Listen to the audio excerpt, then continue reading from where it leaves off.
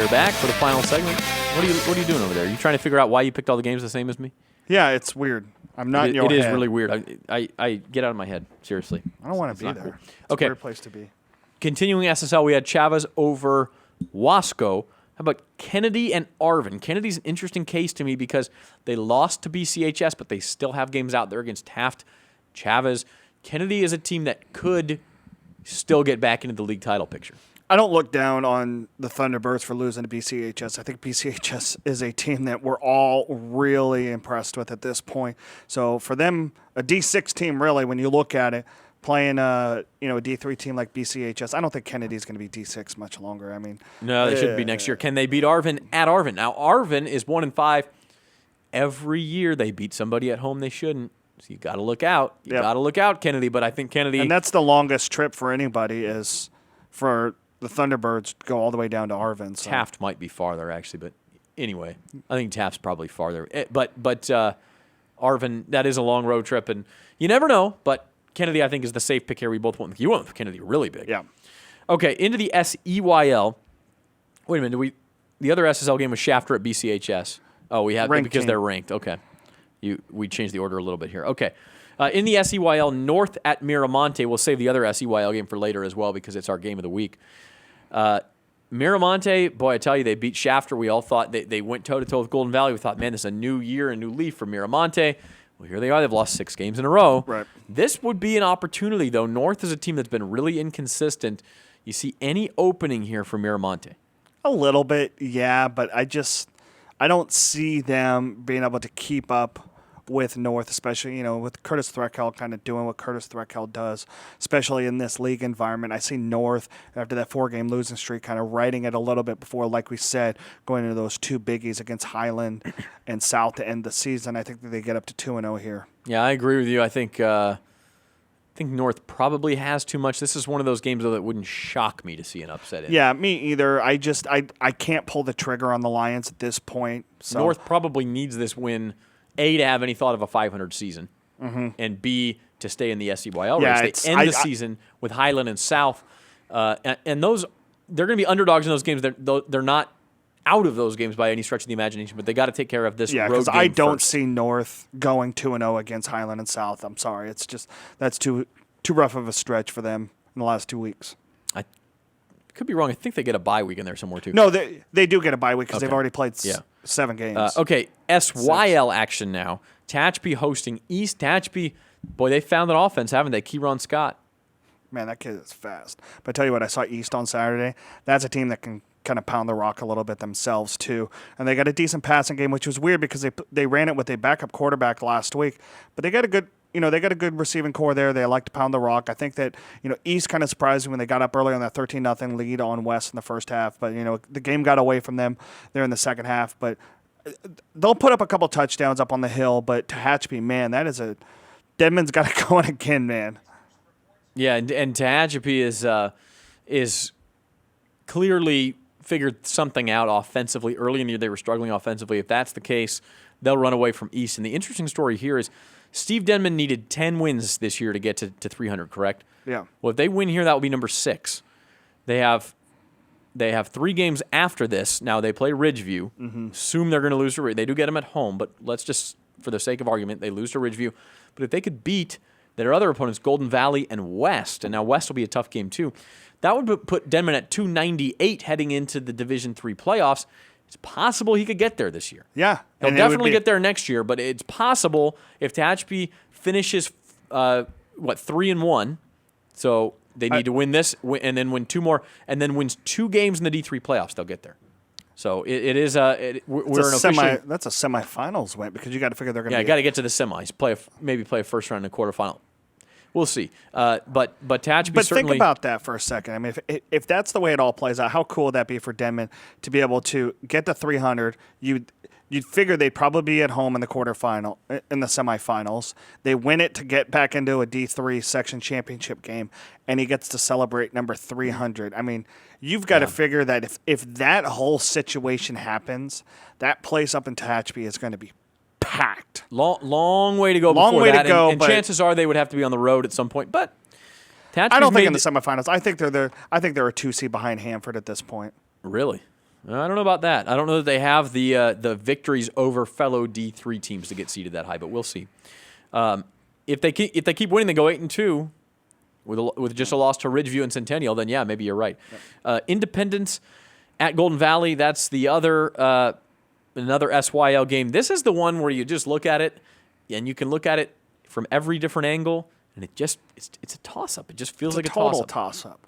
Why do you like Independence? I just think that the Falcons have kind of figured it out. You know, when Fred Weaver went down, it was a huge bummer deal for them. But I don't think he was ever a quarterback in that offense. It sucks that he had to go down. I think he's a great receiver. But I think they've kind of righted the ship. I think Kobe Stansel's playing really well. Kobe Stansel's playing absolutely fantastic. And I think that's a team that, Lucas Lucero is a very well-respected coach, and I think that it kind of shows how good of a head coach he is. A former football player at Boston College. I mean, this is a guy that's, really doing some things with not a lot there. I mean, you look at that roster, and they're in the 20s right now for the number of players they have, but I just think that they're able to kind of play some good ball. And Golden Valley, as good as our running game can be with Tyler Thompson and Tyler Waters a quarterback, I think they've shown that, they can get shut down against a decent defense. Yeah, that's the one difference for me is that Golden Valley hasn't really beaten anybody all that good. Of course, neither is Independence if you think about it. They both have a win over High. This is really a toss-up. It really is. I mean, but we both got it going. We both won Independence. Maybe we should change just so we're different somewhere. I'll take Golden Valley. Yeah, but see, you brought that up today when we were talking, and I don't like that idea. I mean, we independently came to these We do decisions, this organically on our own, and if it ends up this way, then it ends up this way. Who cares? All right, the other SYL game. There's the... Okay, now we're all we're going to go all over the place with our top 10. Just have fun with it. Tulare Union number 10 is at Delano. Blowout. Any chance for the Tigers to break up Tulare Union's purpose? Sorry, Cal Tincher, nice guy. No. Yeah, I don't think so. Tulare Union too explosive, and they have Romello Harris, that terrific running back. Who that guy's good. He has a huge game every week, and look for another one here. Okay, moving on. Shafter at Bakersfield Christian. This is the third SSL game. Bakersfield Christian. The scary thing about this for the rest of the SSL, Bakersfield Christian had Wasco, Kennedy, Chavez lined up after a really difficult non-league schedule, swept them all out of the way. The Chavez game was close. The other two really weren't. Now they have Shafter and Arvin in back-to-back weeks. This team is going to be 6-3, headed to Taft in Week 10, which could be another tough one. But Shafter, I don't think – Shafter's playing a little bit better. Don't see how they keep up with BCHS here. BCHS gets, 3 big transfers that came in. You knew that players were going to want to go and play for the Cars, and I'm not speculating any which way. I'm not saying that there's any recruiting whatsoever. I'm just saying those are 3 guys that have moved over there, quarterback, receiver, that Jeremiah Foster, man, you got to think that Blake Vanderschaft has got to be pretty excited about him on the basketball court too. They've righted the ship, man. And they played a very tough non-league schedule. No, they absolutely did. And I think if you're looking at D3 teams that could make a run, this is one of them for sure. Yeah. Okay, moving on. Yeah, you know what? I take that back. If BCHS runs a table in the SSL, they're gonna make a run for that 2 or 3 seed there. Yeah, we'll talk about that later. Yeah. They have losses to a D4 team in CVC, which could complicate things. Anyway, right. Centennial into the SWL. Now this is the game you'll be at. Centennial hosting Garces. Garces is getting better. I mean, you can just tell by scores and highlights that they are getting better. Yeah, they've gone to Tobias as their quarterback. I'll find out exactly what's going on with Connor Bruce, but I think that's a young team that's kind of finding their way. I think Isaiah Martin's a really good young running back, and I think they're went toe-to-toe with BHS last week. I think AJ Gass is showing why he was a high-end coach. And the game against BHS 35-31 probably wasn't that close. It was 35-17 midway through the fourth quarter, and Garces scored a couple of touchdowns late. Never really a threat to win that game. But the point is, last year Garces would have gotten blown out by that BHS team. Last year Garces got blown out by just about everybody in the league. Centennial doesn't have Brandon Robinson for this game. They're going to have to really be careful. They better mind their P's and Q's here, or Garces could get them. Yeah, but it's also a game where we could see a little bit more Cedric Crawford Jr., and I like that kid, and I think that he can have some fun with him and Hunter Giletti back there in the backfield. Moving on. Bakersfield at Frontier. This is a really good one, and another toss-up. Let's spend a minute on this one. Gosh, the Drillers... Something's still not quite right with the Drillers. Yeah. And Frontier, and this is the reason I went with Frontier in this game. And I had 34-31. You had 35-31. There we go again. It's going to be close, and it's not going to surprise me either way. But Frontier gives BHS problems even when BHS is much better. There's Yeah. something about Rich Cornford. He knows how to defend that offense. He just sort of he finds little edges against BHS, and if that's the case tomorrow night, Frontier's going to win this game. And that's the way I look at it. I don't know really what's going on with Bakersfield. My biggest thing is I don't think they have the right guys in the right situation offensively to be able to move the ball in that offense. And, maybe it's just one of those years where they just don't have all the key components. But I love the way the Frontier is playing. I've seen them lose twice this year, but I've seen them lose twice to really good teams in Liberty and Ridgeview. And and in both of those games, they were in it. And I still think BHS could get things figured out, but it's a toss-up. That's why we call it a toss-up. Okay, next look up. who shows up. We got 2 minutes to go here. Our last SWL game is Stockdale at Liberty. And Liberty, again, Stockdale without head coach Brett Shelton. Dave Lonsinger's coaching. He's a really good coach. But how much can he adjust in 2-3 days? I don't know. It's a program in disarray a little bit. I think Liberty wins easily. I do too. And that's impressive because Stockdale, by the way, went toe-to-toe with Clovis. Yep. And played a good, played Ridgeview pretty tough, too. And when they played Clovis West, really tough in the first half before just kind of – oh, no, that was Centennial, sorry. If they lose, expect hill workouts and repeats from Lonsinger. All right. Track coach style. Ridgeview, number 1 in the section, is at West. This is one of their 2 semi-tough SYL games. The other one's at Taft in a couple of weeks.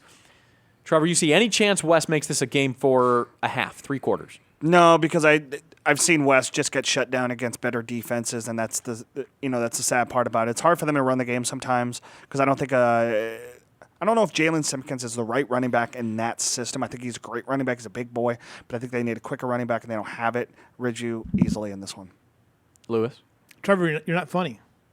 Oh, yeah. We're not funny, and we're trying too hard. Well, we're not trying to not be funny, so it just comes we're just naturally. not funny. All right, game of the week, BVarsity game of the week.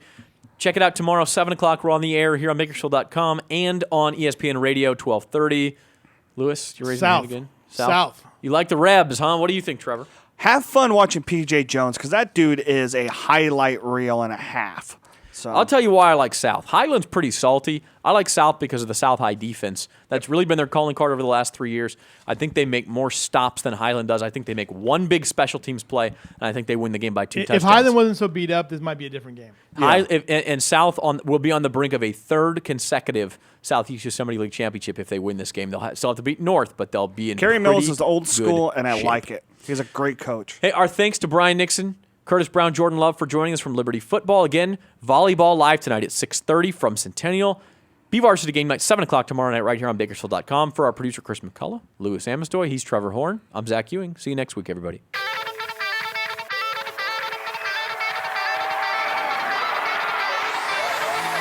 Looking deep down the left side, meant to